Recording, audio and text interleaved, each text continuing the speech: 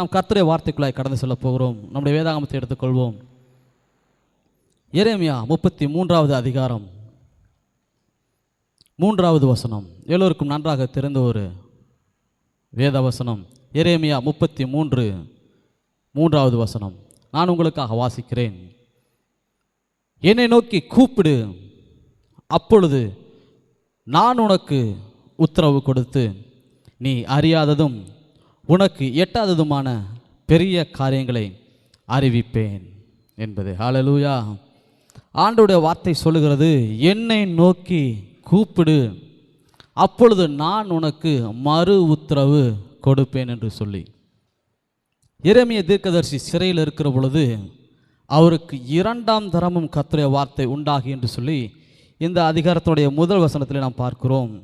எரேமியா 33வது அதிகாரத்தில் முதல் வசனம் இப்படியாக சொல்லுகிறது, சிறைச்சாலையில் இருக்கிற எரேமியாவுக்கு கர்த்தருடைய வார்த்தை 2ஆம் தரம் உண்டாகி சொல்லுகிற வார்த்தையிலே நாம் கேட்கிற வசன வார்த்தையானது என்னை நோக்கி கூப்பிடு என்று சொல்லி வார்த்தையை நாம் கவனிக்கிறோம். ஆண்டவர் சொல்லுகிறார், என்னை நோக்கி கூப்பிடு, அப்பொழுது நான் உத்தரவு கொடுப்பேன். என்னை நோக்கி நீ கூப்பிட்டால் அப்பொழுது நான் உனக்கு மறு உத்தரவு அருளி செய்வேன். தீர்க்கதரிசிகளிலே பெயர் பெற்றோர் தீர்க்கதரிசியாக இருப்பவர் எரேமியா. எரேமியாவை பார்த்து ஆண்டவர் சொல்லுகிறார், என்னை நோக்கி கூப்பிடு என்று சொல்லுகிறார். என்னை நோக்கி கூப்பிடு என்று சொல்லுகிறார். நான் இன்றைக்கு உங்களிடத்தில் இப்படியாக ஒரு கேள்வி கேட்கிறேன். நாம் யாரை கூப்பிடுகிறவர்களாக இருக்கிறோம்? நாம் நம்முடைய வாழ்க்கையிலே தேவைகள் வரும் பொழுது யாரை கூப்பிடுகிறவர்களாக இருக்கிறோம்? எரேமியா தீர்க்கதரிசியை பார்த்து ஆண்டவர் சொல்லுகிறார், அவருக்கு சொன்ன வார்த்தை, என்னை நோக்கி கூப்பிடு, அப்பொழுது நான் உத்தரவு கொடுத்து நீ அறியாதது உனக்கு எட்டாததுமான பெரிய காரியங்களை அறிவிப்பேன் என்று சொல்லி. ஆண்டவர் எப்பொழுதும் நம்மோடு கூட உறவாட, நல்ல உறவில் இருக்க அவர் விரும்புகிறார். பாருங்கள், முதலாவது அவர் இந்த பூமியிலே மனிதனை சிருஷ்டித்த பொழுது முதல் மனிதனாக ஆதாமையும் மனுஷியாக ஏவாளையும் பூமியிலே படைத்தார். படைத்து அவர்களோடு கூட நல்ல உறவிலே அவர் இருந்தார். ஆதாமோடும் ஏவாளோடும் கூட அவர் நல்ல உறவில் இருந்தார். ஆதியாகமத்தில் நாம் வாசிக்கிறோம். 3வது அதிகாரத்துடைய 8வது வசனத்தை நாம் வாசிப்போம். ஆதியாகமம் 3வது அதிகாரத்துடைய 8வது வசனத்தில் வாசிப்போம். ஒவ்வொரு நாளும் ஆண்டவர் பகலின் குளிர்ச்சியான வேளையிலே ஆதாமோடும் ஏவாளோடும் சென்று பேசுகிறவராய் உறவாடுகிறவராய் இருந்தார். அதுபோல ஒரு நாள் அவர் சென்று கூப்பிடுகிற பொழுது என்ன நடந்தது என்று சொல்லி பார்ப்போம். பகலில் குளிர்ச்சியான வேளையில் தோட்டத்தில் உலாவுகிற தேவனாகிய கர்த்தருடைய சத்தத்தை அவர்கள் கேட்டார்கள். அப்பொழுது ஆதாமும் அவன் மனைவியும் தேவனாகிய கர்த்தருடைய சந்நிதிக்கு விலகி தோட்டத்தின் விருட்சங்களுக்குள்ளே ஒளிந்து கொண்டார்கள். பாருங்கள், நாம் கவனித்தோம், என்னை நோக்கி கூப்பிடு என்று சொல்லி. ஆண்டவர் சொன்ன வார்த்தை என்னை நோக்கி கூப்பிடு என்று சொல்லி. இங்கு ஆண்டவர் ஆதாமையும் ஏவாளையும் நோக்கி கூப்பிடுகிறார். ஆதாமே என் மகனே, ஏவாளே என் மகளே, எங்கே இருக்கிறார் என்று சொல்லி ஆண்டவர் கூப்பிடுகிறார். அதற்கு அவர்கள் சொன்ன பதில் என்ன? அப்பொழுது தேவனாகிய கர்த்தர் ஆதாமை நோக்கி கூப்பிட்டு நீ எங்கே இருக்கிறார் என்று கேட்டார். அதற்கு அவன் தேவரீருடைய சத்தத்தை கேட்டு தோட்டத்திலே நான் நிர்வாணியாக இருப்பதனால் பயந்து ஒளிந்து கொண்டிருக்கிறேன் என்றார். பாருங்க, ஆண்டவருடைய சத்தம். ஆண்டவரே மனிதனை தேடி வந்த பொழுது அவர்கள் பாவம் செய்து ஆண்டவரோடு கூட உள்ள உறவிலே விரிசல் ஏற்பட்டபடினாலே அவர்கள் ஆண்டவருடைய சமூகத்துக்கு முன்பாக அவருடைய சந்நிதியிலிருந்து அவர்கள் விலகி போனார்கள். பாருங்கள், ஆண்டவர் அவர்களை கூப்பிட்டார். எப்பொழுதும் ஒவ்வொரு நாளும் அவர்களோடு கூட உறவாடும்படி வருகிறவர் அன்றைக்கும் அதே போல் அவரோடு கூட பேசும்படி உறவாடும்படி வந்தார். ஆனாலும் அவர்கள் ஆண்டவருடைய சத்தத்துக்கும் அவருடைய சந்நிதிக்கும் விலகி சென்றார்கள். காரணம் என்ன? அவர்கள் ஆண்டவரை நோக்கி பார்த்து கொண்டிருந்த அவர்கள், தேவனோடு கூட வாழ்ந்து கொண்டிருந்த அவர்கள் குறிப்பிட்ட நாளிலே குறிப்பிட்ட சமயத்திலே அவர்கள் நோக்கி பார்த்த காரியம் வேறாய் மாறி போனது. சர்ப்பமானது ஏவாள் இடத்திலே நன்மை தீமை அறியத்தக்க கனியை குறித்து பேசின பொழுது ஆண்டவரை நோக்கி பார்க்க வேண்டிய கண்கள் அந்த கனியின் மீது சென்றது.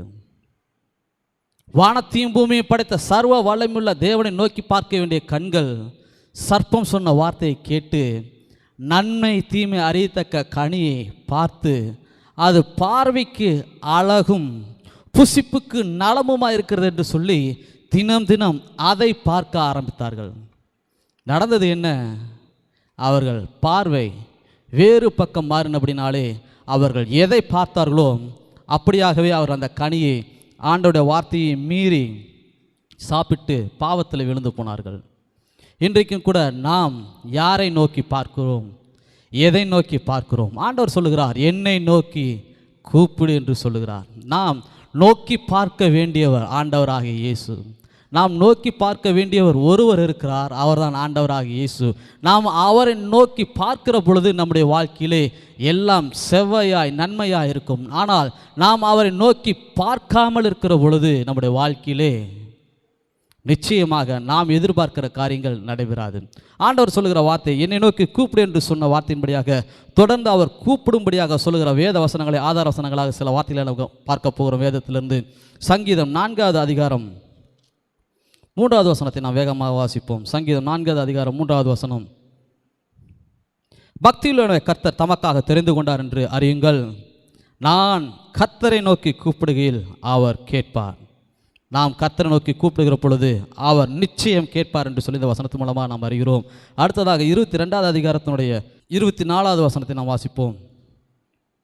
உபத்திரப்பட்டவனுடைய உபத்திரவத்தை அவர் அற்பமாய் எண்ணாமலும் அருவருக்காமலும் தம்முடைய முகத்தை அவனுக்கு மறைக்காமலும் இருந்து தம்மை நோக்கி கூப்பிடுகையில் அவனை கேட்டருளினார் என்று சொல்லி பார்க்கிறோம். பாருங்கள், ஆண்டவரை நோக்கி கூப்பிடுகிற மனிதன் எந்த இடத்துல எந்த சூழ்நிலையில் எப்படிப்பட்டவனாக இருந்தாலும் அவனுடைய சத்தத்தை நான் கேட்பேன் என்று சொல்லி ஆண்டவர் சொல்லுகிறார். வசனம் சொல்லுகிறது பாருங்கள், உபத்திரவப்பட்டவனுடைய உபத்திரவத்தை அவர் அற்பமாய் எண்ணாமலும், துன்பத்திலே பாடுகளிலே பிரச்சனையிலே இருக்கிற ஜனமாய் இருந்தாலும், நாம் எப்படிப்பட்ட சூழ்நிலை இருந்தாலும், அவர் நாம் தாழ்ந்தவர்களாக இருந்தாலும் சரி, நல்ல உடை அணியாத இருந்தாலும் சரி, எப்படிப்பட்டவர்களாக இருந்தாலும் சரி, ஆண்டவர் நம்மை பார்த்து நாம் கூப்பிடுகிற பொழுது திரும்பி நம்முடைய விண்ணப்பங்களுக்கு அவர் பதில் கொடுக்கிறவராக இருக்கிறார்.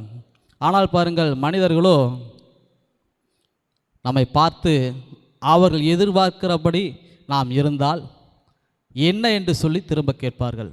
ஆனால் ஆண்டவரோ அப்படி அல்ல. உபத்திரப்பட்டவனுடைய உபத்திரவத்தை அவர் அற்பமாக எண்ணாமலும் அருவருக்காமலும் தம்முடைய முகத்தை அவனுக்கு மறைக்காமலும்.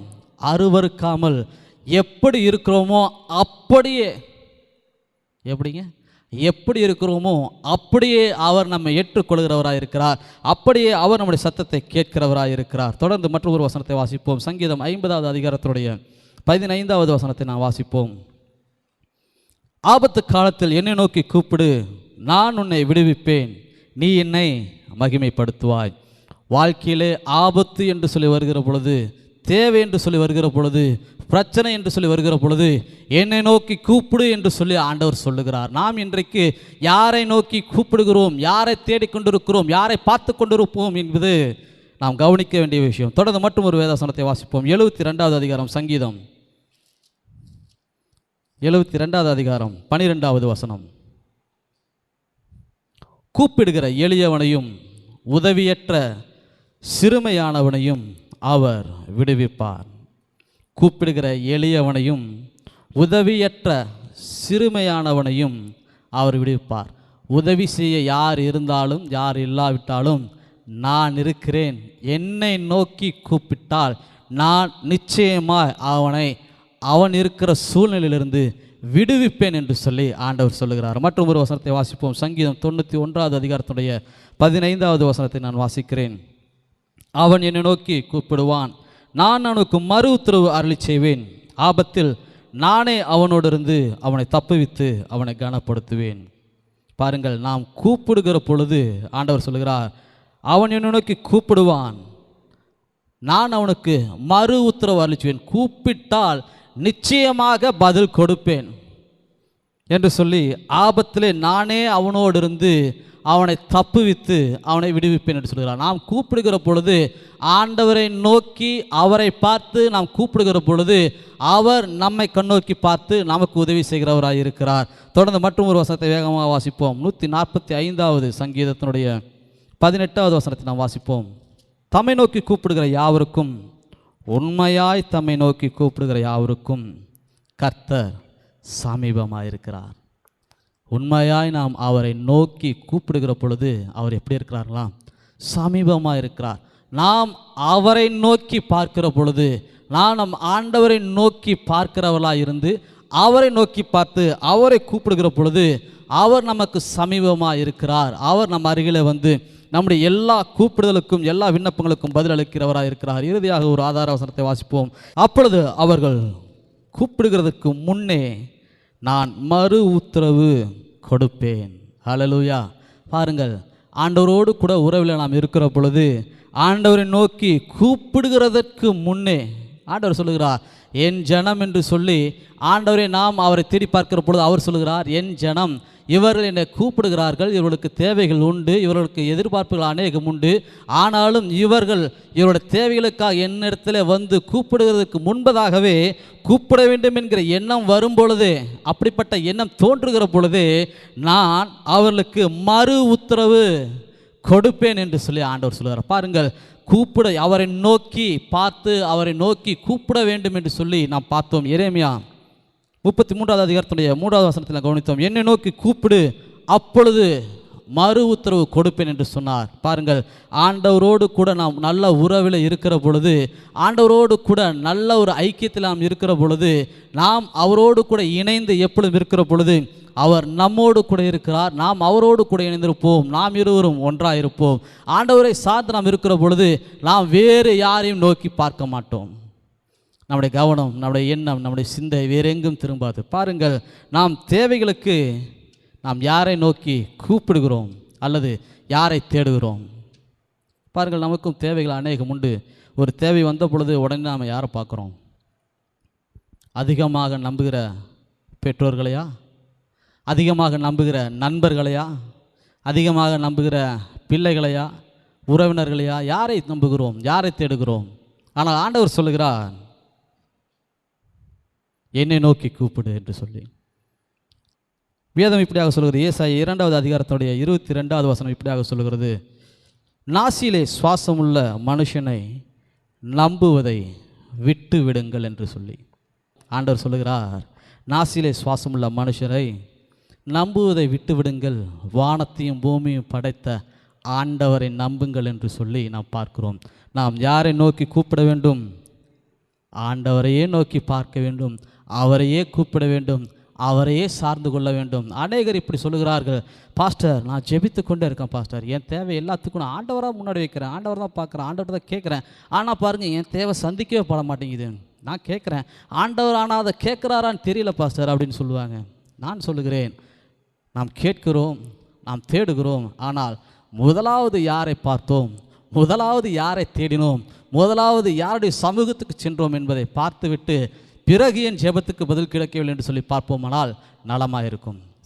மத்தேயு 6வது அதிகாரத்தினுடைய 33வது வசனம் இப்படியாக சொல்லுகிறது, முதலாவது தேவனுடைய ராஜ்யத்தையும் அவருடைய நீதியும் என்று சொல்லுகிறது. முதலாவது நாம் தேவனை தேடுகிற பொழுது, முதலாவது நாம் ஆண்டவரை தேடுகிற பொழுது, அப்பொழுது நம்முடைய வாழ்க்கையிலே நாம் வேண்டுகிற, நாம் விரும்புகிற, நாம் எதிர்பார்க்கிற எல்லாவற்றையும் பெற்றுக்கொள்ள முடியும், எல்லாவற்றையும் அதற்கு மேலாக பெற்றுக்கொள்ள முடியும் என்று சொல்லி கர்த்தருடைய வார்த்தை சொல்லுகிறது. இன்றைக்கு வேதத்திலிருந்து ஆண்டவரை தேடி சென்று ஆண்டவரை நோக்கி அவருடைய கரத்திலிருந்து நன்மைகளை பெற்றுக்கொண்ட சிலரை வேகமாக நாம் வாசிக்க போகிறோம். மத்தேயு 8வது அதிகாரத்தில் பார்க்கிறோம். 2வது வசனத்திலிருந்து 4வது வசனம் வரைக்கும் ஒரு வியாதியஸ்தர் இருக்கிறார். குஷ்டரோகியான ஒரு மனுஷனை பார்க்கிறோம். அந்த குஷ்டரோகியான மனுஷன் இயேசு மலை பிரசங்கத்தை முடித்து விட்டு வருகிற பொழுது இயேசுவை தேடி செல்கிறான். இயேசுவே இயேசுவே என்று சொல்லி இயேசுவை தேடி சென்று அவரை பணிந்து கொண்டு, ஆண்டவரே உமக்கு சித்தமானால் என்னை சுத்தமாக்கும் என்று சொல்லி ஆண்டவரிடத்தில் கேட்கிறான். அவன் இயேசுவை நோக்கி பார்த்து இயேசுவை கூப்பிட்டபடினாலே இயேசு அவனை பார்த்து, எனக்கு சித்தம் உண்டு, நீ சுத்தமாக என்று சொல்கிறார். உடனே அந்த குஷ்டரோகி அவன் சுத்தமாகிறான். பாருங்கள், அவன் யாரை பார்க்கிறான், அவனுடைய நம்பிக்கை என்ன, அவனுடைய எதிர்பார்ப்பு என்ன என்று சொல்லி ஆண்டவர் பார்க்கிறார். பார்த்த மாத்திரத்திலேயே அவர் சொல்லுகிறார், எனக்கு சித்தம் உண்டு, சுத்தமாக என்று சொல்லி அவனுக்கு சுகத்தை கொடுக்கிறார். தொடர்ந்து மட்டும் ஒரு மனுஷரை பார்க்கிறோம். 8வது அதிகாரத்தில் 5வது வசனத்திலிருந்து 13வது வசனம் வரைக்கும் ஒரு சம்பவம் நடக்கிறது. 100க்கு அதிபதி ஒருவன் ஆண்டவரிடத்தில் வந்து 6வது வசனத்தில் வாசிக்கிறேன், ஆண்டவரே என் வேலைக்காரன் வீட்டில் திமிர்வாதமாய் கிடந்து கொடிய வேதனைப்படுகிறான் என்று அவரை வேண்டிக் கொண்டான். 100க்கு அதிபதி வந்து இயேசுனிடத்தில், ஆண்டவரே ஆண்டவரே என்னுடைய வேலைக்காரன், அவனுக்காக கேட்கல பாருங்க, 100க்கு அதிபதி தனக்காக கேட்கல, தன்னுடைய வேலைக்காரனுக்காக கேட்டான். கேட்ட பொழுது ஆண்டவர் சொல்கிறார், அவரை நோக்கி கூப்பிட்ட பொழுது, அவரை நோக்கி பார்த்த பொழுது ஆண்டவர் இயேசு அவருக்கு சொன்ன வார்த்தை 13வது வசனம், பின்பு இயேசு நூற்றுக்கு அதிபதியை நோக்கி, நீ போகலாம், உன் விசுவாசத்தின்படியே உனக்கு ஆக கடவுது என்றார். அந்த நாளிகையிலே அவன் வேலைக்காரன் சொஸ்தமானான். ஹல்லேலூயா. பாருங்கள், ஆண்டவரை நோக்கி நாம் பார்க்கிற பொழுது நாம் யாரை நோக்கி பார்க்கிறோம் என்பது மிகவும் முக்கியமான ஒன்று. என்னை நோக்கி கூப்பிடு என்று சொல்லி ஆண்டவர் வார்த்தையை நாம் கவனித்தோம். நாம் ஆண்டவரை நோக்கி பார்க்கும் பொழுது சகலவும் நன்மையாய் மாறும். ஆண்டவரை நோக்கி பார்க்காமல் இருக்கிற பொழுது சொல்லவே முடியாது. பாருங்கள், மற்றும் ஒரு மனுஷரை பார்ப்போம். பாருங்கள், வேதத்தில் பார்க்கிறோம், மத்தேயு 9வது அதிகாரத்தில் பார்க்கிறோம், 27வது வசனத்தில் பார்க்கிறோம். 2 குருடர்களை பார்க்கிறோம். இந்த பகுதியிலே 2 குருடர்கள் இயேசுவிடத்தில் வருகிறார்கள். இயேசுவே தாவீதின் குமாரனே, எங்களுக்கு மனம் இறங்கும் என்று சொல்லி இயேசுவை வேண்டிக் கொள்கிறார். பாருங்கள், இயேசு ஒரு இடத்துல சென்று வருகிறார். வருகிற வழியிலே, வந்து கொண்டிருக்கிற வழியிலே குருடர்கள் இயேசு வருகிறார் என்று சொல்லி கேள்விப்பட்டு இயேசுவை பார்த்து, இயேசுவே தாவீதின் குமாரனே, எங்களுக்கு இறங்கும் என்று சொல்லி அவர்கள் கூப்பிடுகிறார்கள். ஆனால் இயேசு அவர்களை திரும்பி கூட பார்க்காமல் அவர்கள் கூப்பிடுவதை கேட்டுக்கொண்டே அவருடைய இல்லத்துக்கு வந்து விடுகிறார். ஆனாலும் பாருங்கள், இந்த குருடர்கள் விட்டு விடுவதாக இல்லை. இயேசு வருகிறார், இயேசு இடத்துல சென்றால் சுகம் கிடைக்கும் என்பதை அறிந்த அவர்கள் இயேசுவையே நோக்கி பார்த்து, இயேசுவையே பின்தொடர்ந்து, இயேசுவின் பின்பாகவே சென்று, பார்வையில்லாதவர்கள் எப்படி சென்றிருப்பார்கள் என்று சொல்லி தெரியவில்லை. ஆனாலும் இயேசு செல்கிறார். இயேசு செல்கிற பொழுது இயேசு சுற்றில் ஒரு கூட்டம் இருக்கும். அந்த கூட்டம் நடக்கிற சத்தத்தை கேட்டுக்கொண்டே இந்த குருடர்களும் இயேசுவை பின்பற்றி இயேசுவை நோக்கி இயேசு எனக்கு சுகம் தருவார், இயேசு எங்களுக்கு பார்வை தருவார், நிச்சயம் அவரால் முடியும், அவரால் மாத்திரமே முடியும், இயேசு எங்களுக்கு பார்வை இன்றைக்கு நிச்சயம் தருவார் என்கிற முழு நம்பிக்கையோடு நிச்சயத்தோடு கூட இயேசுவே பின்பற்றி சென்றார்கள். நடந்தது என்ன? 28வது வசனத்தில் நான் வாசிக்கிறேன். அவர் வீட்டுக்கு வந்த பின்பு அந்த குருடர் அவரிடத்தில் வந்தார்கள். இயேசு அவரை நோக்கி, இதை செய்ய எனக்கு வல்லமை உண்டு என்று விசுவாசிக்கிறீர்களா என்று கேட்டார். அதற்கு அவர்கள் ஆம் விசுவாசிக்கிறோம் என்றார்கள். பாருங்கள், சொன்ன உடனே 29வது வசனம், அப்பொழுது அவருடைய கண்களை அவர் தொட்டு, உங்கள் விசுவாசத்தின்படி உங்களுக்கு ஆக கடவுது என்று சொல்லி சுகத்தை கொடுத்தார். பாருங்கள், பார்வை இல்லாதவர்கள் இயேசுவை நோக்கி கூப்பிட்டார்கள். அந்த இடத்துல நாம் இருப்போமானால், எனக்கு பார்வை இல்லை, நான் எப்படி இயேசுவை பின்தொடர முடியும்? யாராவது என்னை கைப்பிடிச்சு கூப்பிட்டு போனால் கண்டிப்பாக நான் போயிருப்பேன்.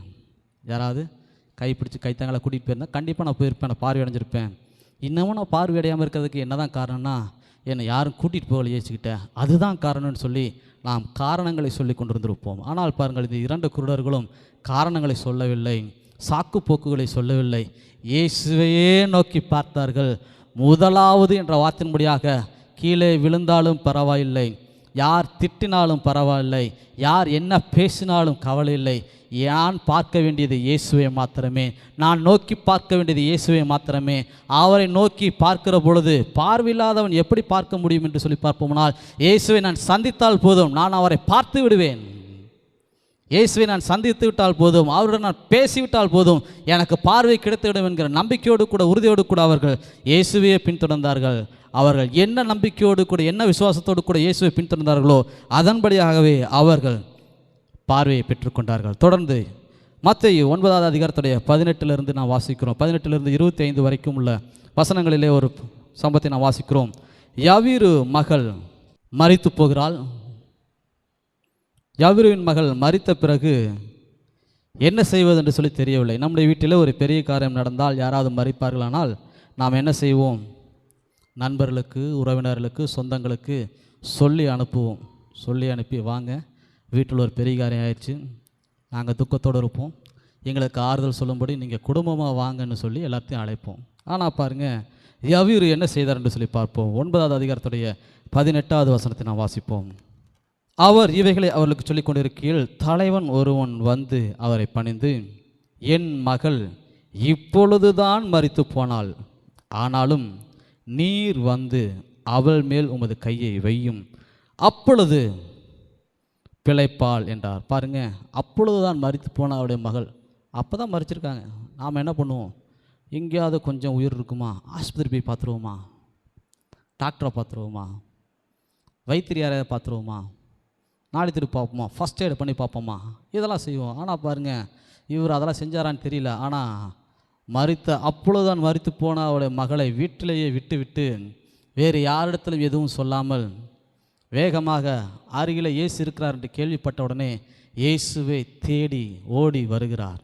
ஓடி வருகிறார். பாருங்கள், இப்பொழுதுதான் மரித்து போனால் ஆகிலும் நீர் வந்து சொல்லுகிறார் பாருங்க, என் மகள் செத்துட்டா, என் பொண்ணு இறந்துட்டா, ஆனாலும் நீங்கள் வந்து அவன் மேலே உங்கள் கையை வச்சிங்கன்னா போதும், அவன் மேலே உங்கள் கையை வச்சிங்கன்னா போதும், அவள் பிழைப்பாள் என்று சொல்லி நான் விசுவாசிக்கிறேன் என்று சொல்லி இயேசுவை நோக்கி பார்த்தார். நடந்தது நம் அனைவருக்கும் நன்றாக தெரியும். முதலாவது தேவனுடைய ராஜ்யத்தையும் அவருடைய நீதியும் என்று சொல்லி நான் வாசித்தபடியாக இந்த யவீரு முதலாவது வேறு எந்த காரியத்துக்கு முதலிடம் கொடுக்காமல் இயேசுவுக்கு முதலிடம் கொடுத்தார். இயேசுவை தேடி சென்றார். இயேசுவை தேடி சென்று அவருடைய தேவைகளை சொன்னார். என் மகள் மரித்து போனாள், என்னுடைய மகள் மரித்து விட்டாள், என்னுடைய மகள் மரித்து விட்டாள், உயிரோடு கூட எழும்ப வாய்ப்பு இல்லை. எல்லாருக்கும் தெரியும், மரித்தவர்கள் உயிரோடு கூட எழுந்திருக்க வாய்ப்பு உண்டா என்று சொல்லி பார்ப்போமானால் இல்லவே இல்லை, வாய்ப்பே கிடையாது. ஆனாலும் யவீருக்குள் ஒரு நம்பிக்கை உண்டு. நான் இயேசுவை நோக்கி பார்ப்பேன், அவர் மரித்து போன என் மகளை எனக்கு மீட்டு தருவார் என்கிற நம்பிக்கை அவருக்குள்ளாக இருந்தது. ஆகவே அவர் வேக வேகமாக இயேசுவிடத்தில் செல்கிறார். இயேசுவிடத்தில் சென்று, இயேசுவே இயேசுவே, இப்பொழுதுதான் என் மகள் மரித்து போனாள், இப்பொழுது என் மகள் மரித்து போனாள், அவள் மரித்து போயிருக்கிறாள், ஆனாலும் நீர் வந்து உம்முடைய கையை அவள் மீது வையும், என் மகள் திரும்ப எனக்கு கிடைப்பாள் என்று சொல்லி இயேசுவினிடத்தில் வந்து கேட்கிறார். எரேமியா 33:3 வசனத்தில் நான் வாசித்தபடியாக, என்னை நோக்கி கூப்பிடு, நான் உனக்கு உத்தரவு கொடுப்பேன் என்று சொன்ன வார்த்தையின்படியாக யவீரு தேடி வந்து இயேசுவை கூப்பிட்டபடினாலே, அவரை நோக்கி கூப்பிட்டபடியே அவர் வந்தார். இயேசு வந்தார். வேதத்தில் வாசிப்போம். 24வது வசனத்தையும் 25வது வசனத்தையும் நாம் வாசிப்போம். விலகுங்கள், இந்த சிறு பெண் மரிக்கவில்லை, நித்திரையாக இருக்கிறாள் என்றார். சொன்னது யாருங்க? இயேசு சொல்கிறாருங்க. இயேசு உள்ள வரும்பொழுது சொல்கிறார், விலகுங்கள், சிறு பெண் மரிக்கவில்லை, நித்திரையாக இருக்கிறாள் என்றார். அதற்காக அவரை பார்த்து நகைத்தார்கள். 25வது வசனம், ஜனங்கள் வெளியே துரத்தப்பட்ட பின்பு அவர் உள்ளே பிரவேசித்து அந்த சிறு பெண்ணின் கையை பிடித்தார், உடனே அவள் எழுந்தாள். யவீரு சொன்ன வார்த்தை பாருங்கள், என் மகன் மரிச்சிட்டா, நீங்கள் வந்து கை வச்சா போதும் உயிரோட வந்துடுவான்னு சொல்லி சொன்னார். அதே மாதிரி இயேசு வந்தார், எதுவும் பெருசும் இல்லாத வந்து அவரோட கையை தொட்டார். தொட்ட மாத்திரத்தில் மரித்த பின் உயிரோடு கூட எழுந்தாள். பாருங்கள், நாம் இயேசுவை நோக்கி பார்க்கிற பொழுது நம்முடைய வாழ்க்கையிலே சகலமும் நன்மைக்கு எதுவாய் மாறும். நாம் யாரை நோக்கி பார்க்கிறோம் என்பது நம்முடைய வாழ்க்கையில் முக்கியமான ஒன்று. இந்த நாட்களிலே நாம் வழி விலகி போக ஏதுவான காரியங்கள் அநேகம் உண்டு. பாருங்கள், சோசியல் மீடியா நிறையா உண்டு. ஒவ்வொரு நாளும் காலை எழுந்த பிறகு நாம் முதலாவது யாரை பார்க்கிறோம் என்று சொல்லி தெரியவில்லை. ஆனால் அநேக வாலிபர்கள் இந்த நாட்களிலே சோசியல் மீடியாவிலே மூழ்கி கிடக்கிறார்கள், உலகத்திலே மூழ்கி கிடக்கிறார்கள். உலகத்தின் பின்பாகவும் உலகத்திற்குண்டான சகல காரியங்களும் அவர்கள் மூழ்கி கிடக்கிறார்கள். ஆனால் ஆண்டவர் சொல்லுகிறார், என்னை நோக்கி கூப்பிடு என்று சொல்லுகிறார். நாம் ஆண்டவரை மாத்திரம் முதலாவது கண்ணோக்கி பார்த்து நமக்குண்டான எல்லாவற்றையும் ஆண்டவரை நோக்கி கூப்பிடுகிற பொழுது, நமக்குண்டான எல்லாவற்றையும் இரண்டாவதாக வைத்துவிட்டு ஆண்டவருக்கு முதலிடம் கொடுத்து அவரை நாம் சார்ந்து கொள்கிற பொழுது, அவரோடு கூட நல்ல உறவை நாம் வைத்திருக்கிற பொழுது அவர் நம்மை கண்ணோக்கி பார்ப்பார். அவர் நம்மை கண்ணோக்கி பார்த்து என் மகன் என் மகள் என்று சொல்லி அவர் நம்மை அவரோடு கூட சேர்த்து கொள்வார். நம்முடைய வாழ்க்கையிலே நாம் எதிர்பார்த்திருக்கிற காரியங்கள் அநேகம் இருந்தாலும் அவைகள் எல்லாவற்றையும் நாம் எதிர்பார்க்கிறதுக்கு மேலாக மிகவும் அதிகமான நன்மையினாலே நிரம்பி செய்ய அவரால் ஆகும். ஆண்டவருடைய வார்த்தையை சொல்லுகிறது பாருங்கள், என்னை நோக்கி கூப்பிடு, நான் உனக்கு மறு உத்தரவு கொடுத்து நீ அறியாததும் உனக்கு எட்டாததுமான பெரிய காரியங்களை அறிவிப்பேன். பாருங்கள், நம்முடைய எண்ணங்களுக்கும் நம்முடைய சிந்தைகளுக்கும் அப்பாற்பட்ட விதத்திலே அவர் சகலவற்றையும் செய்ய வல்லமை இருந்த ஆண்டவர். முதலாவது நாம் ஆண்டவரை தேடுகிற பொழுது, நாம் ஆண்டவரையே நோக்கி கொண்டிருக்கிற பொழுது நம்முடைய வாழ்க்கையிலே சகலமும் நன்மையாக மாறும். ஆண்டவரோடு கூட நல்ல உறவை நாம் இந்த நாளில் வைத்துக்கொள்வோம். இந்த நாளில் நல்ல ஒரு தீர்மானத்தை எடுப்போம். ஆண்டவரே, இந்த நாளில் நாங்கள் முதலாவது உம்மை நோக்கி பார்க்கிறோம். ஆண்டவரே, என்னை நோக்கி கூப்பிடு என்று சொன்னீரே, அதுபோல் நாங்கள் எப்பொழுதும் எந்த காலத்திலும் எந்த நேரத்திலும் உம்மை முதன்மைப்படுத்துவோம், உம்மையை நோக்கி பார்ப்போம் என்கிற ஒரு நல்ல ஒரு தீர்மானம் எடுப்போம். ஆண்டவர் நம்மோடு கூட இருப்பார். ஆண்டவரோடு கூட நாம் ஆதாம் ஏவாள் வழி விலகி போயிருந்தாலும் இன்றைக்கு நாம் வழி விலகி போகாமல் ஆண்டவரோடு கூட உறவாடுகிறவர்களாக இருப்போம். ஆண்டவரை சார்ந்திருக்கிற ஜனமாக நாம் இருப்போம். ஆண்டவர் நம்மோடும் கூட எரேமியா தீர்க்கதரிசியோடு கூட பேசினது போல அவர் நம்மோடும் கூட பேசுவார், நம்மோடும் கூட இடைப்படுவார். நாம் யாரும் சேர்ந்து எழுந்து நின்று கண்களை மூடி நாம் ஜெபிப்போம்.